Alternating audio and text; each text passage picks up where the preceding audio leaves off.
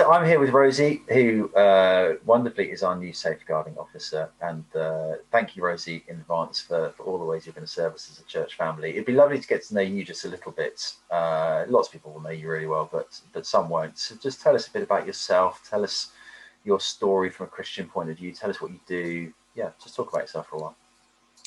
Yeah, I'm Rosie. I have been part of Crossway from the start, which is actually coming up to 5 years, isn't it? Yeah, Can't believe that. This September.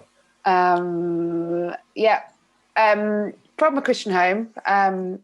Very blessed actually to have really godly parents that pointed me to Jesus. But I think it wasn't really until when I was at uni that I really grasped the point of what it looks like to be a Christian. Grace, really, essentially. It wasn't just about being a good person, but that was the point. I wasn't, and that's why Jesus died for me.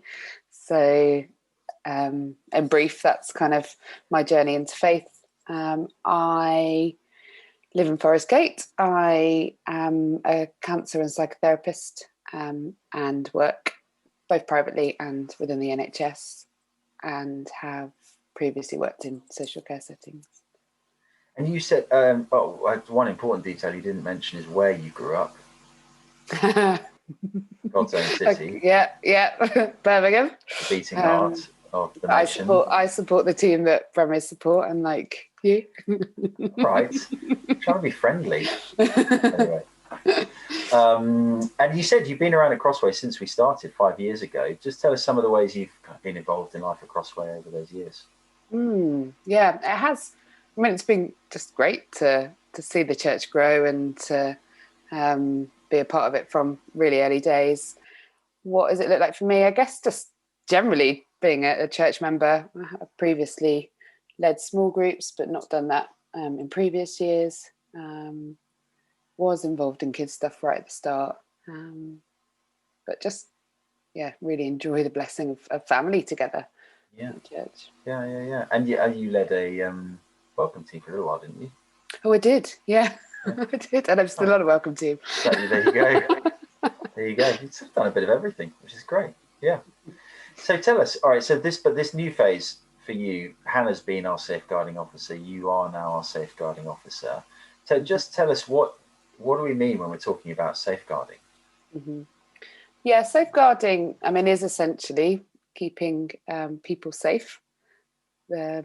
Safeguarding as I guess we have a legal obligation to keep people safe and have structures in place within the church that will look like, making sure that everyone, kids group and things like that, are DBS checked, and but also just having an awareness of the fact that we live in a fallen world, and that will mean that there will be risk and harm, and that can happen within the church and to us within the church as well. So it's doing as much as we can to protect children and adults and those that might be more vulnerable to harm.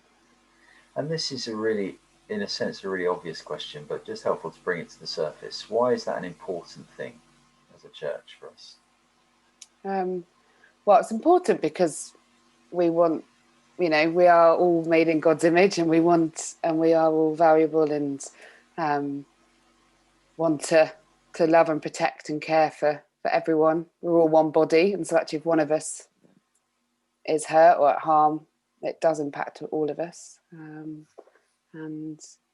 We guess we want nothing getting in the way of the gospel of living together as Christians.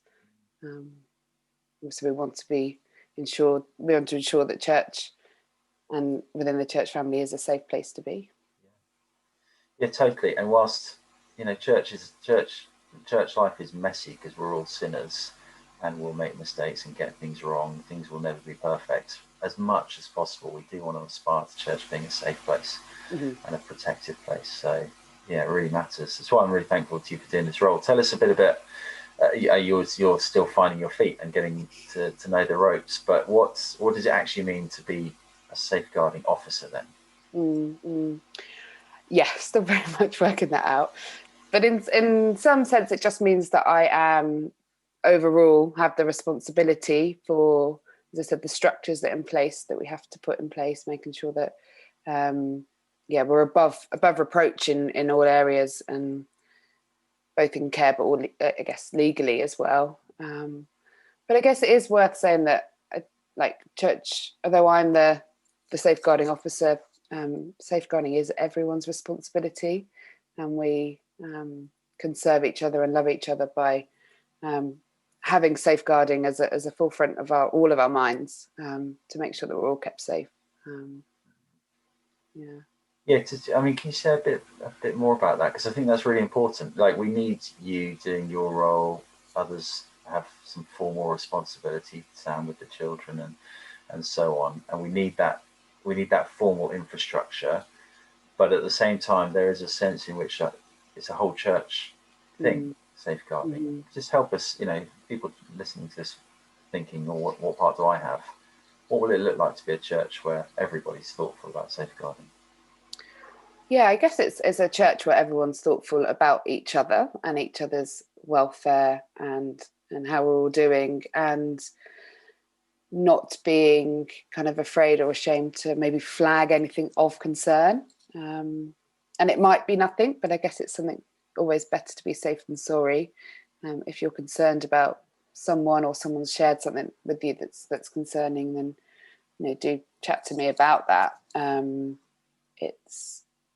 It's awkward, it's hard, it's difficult, but it's loving and we all have. But yeah, I think it's just good that if we all have that outlook, all have our eyes and ears open to that, then hopefully it's going to, in essence, just be a safer place. Yeah, great. Well, look, like I say, grateful for what you're going to do, for you giving some time to speak to us today. If at any point anyone wants to ask you a question, the details will be in the box below tonight, but on our website there's all of the details, and anyone could drop you an email about anything at any point, really. Like you said already, it's better to be safe, better to raise something, better to ask something than to sit quietly and regret it. So anytime you want to be in touch with Rosie or me or one of the other elders, people can feel free to do that. But Rosie, thank you very much indeed. Thank you.